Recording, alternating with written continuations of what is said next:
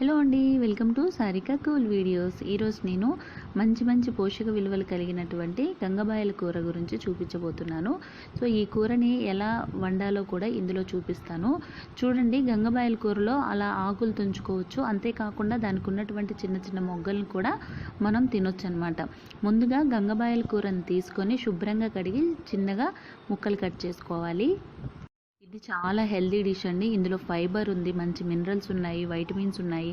ముఖ్యంగా చూసుకుంటే omega 3 fatty acids ఉన్నాయి. ఈ ఒమేగా 3 ఫ్యాటీ యాసిడ్స్ వల్ల ఏంటంటే హార్ట్ ప్రాబ్లమ్స్, సడన్గా వచ్చేటటువంటి స్ట్రోక్ రాకుండా కూడా చాలా ప్రివెంట్ చేస్తుంది.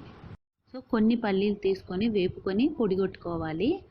అలాగే కొన్ని ఎల్లిపాయల రెబ్బలు తీసుకోండి. ఎల్లిపాయ రెబ్బల్ని కొంచెం కచ్చా పచ్చ దంచుకోండి. అలా అయితే బాగుంటుంది. ఎందుకంటే మనం డైరెక్ట్గా వేసేస్తే పేలుతాయి. కొంతమంది పొట్టు మొత్తం తీసివేస్తారు. కానీ అలా వేయడం కన్నా ఇలా కొంచెం కచ్చాపచ్చాగా చేసుకొని కర్రీలో వేసుకుంటేనే చాలా టేస్టీగా ఉంటుంది. ఇప్పుడు పల్లీలు వేగిపోయాయి కాబట్టి మనం మెత్తగా పొడి చేసుకోవాలి. ఇది చాలా హెల్దీ ఫుడ్ అండి. పెద్దవాళ్ళ దగ్గర నుండి చిన్న పిల్లల వరకు ఎవరైనా తినొచ్చు. కానీ ప్రెగ్నెంట్ లేడీస్ మాత్రం తినకండి. ఎందుకంటే వాళ్ళకి ప్రెగ్నెంట్ లేడీస్కి ఈ ఫుడ్ మంచిది కాదు. ఎందుకంటే యూట్రైన్ కంట్రాక్షన్స్ అనేటివి ఎక్కువ వస్తాయి కాబట్టి సో వాళ్ళు ఈ ఫుడ్ తినకపోవడం చాలా మంచిది. అంతేకాకుండా కిడ్నీ ప్రాబ్లం ఉన్న వాళ్ళు, కిడ్నీలో స్టోన్ ఉన్న వాళ్ళు కూడా ఈ తినకపోవడమే చాలా మంచిది.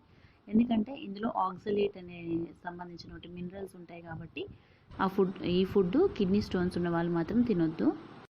ఇంకా మిగతా వారు తినొచ్చు. ప్రెగ్నెంట్ లేడీస్, కిడ్నీ ప్రాబ్లం ఉన్న వాళ్ళు తప్ప మిగతా వాళ్ళందరూ తినొచ్చు.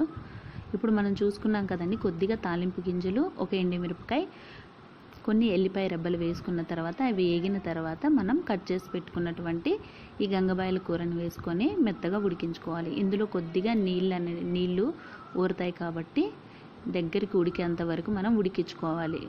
చూసారు కదా, కొద్దిగా సాల్ట్ వేసుకున్నాను, నేను మూత పెట్టేశాను. దగ్గరికి ఉడికేంత వరకు ఉంచుకోవాలి. లో ఫ్లేమ్లో ఉడికించుకోండి, లేదంటే సిమ్లో ఉడికించుకుంటే ఇంకా చాలా మంచిది. ఇది కొద్దిగా ఉడికింది కాబట్టి కొంచెం కారం, చిటికెడు పసుపు వేసుకొని మొత్తం కలుపుకోవాలి. మళ్ళీ ఒకసారి మనం మూత పెట్టేద్దాం. ఇప్పుడు చూడండి, దగ్గరకు అవుతుంది కదా, మళ్ళీ ఒకసారి కలుపుకుందాం. ఇప్పుడు మనం మిక్సీ పట్టుకున్నటువంటి పల్లీల పొడి ఉంది కదా, పల్లీల పొడిని ఇందులో యాడ్ చేసుకోవాలి. ఇది చాలా టేస్టీగా ఉంటుందండి. మనం గంగబాయల కూరే కాదు, పొన్నగంటి కూర కూడా చాలా మంచిది హెల్త్కి. పొన్నగంటి కూరని ఇలా చేసుకోవచ్చు.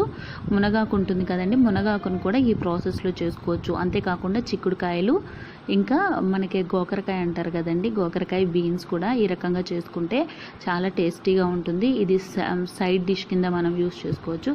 చూడండి, ఎల్లిపాయలు ఇవేంటంటే ఎందుకు ఇలా వేయడం అంటే తినేటప్పుడు చాలా బాగుంటుందండి. ఇలా పొట్టు తీసి తినడం వల్ల మంచిగా అనిపిస్తుంది. కాబట్టి నేను ఎప్పుడు కూడా అవి మొత్తం టోటల్గా ఆ పొట్టు తీసి వేయను, ఇలాగే వేసుకుంటాను. ఇది మంచి హెల్తీ డిష్. నా డిష్ కనుక నచ్చితే మీరు కూడా తప్పకుండా ట్రై చేయండి.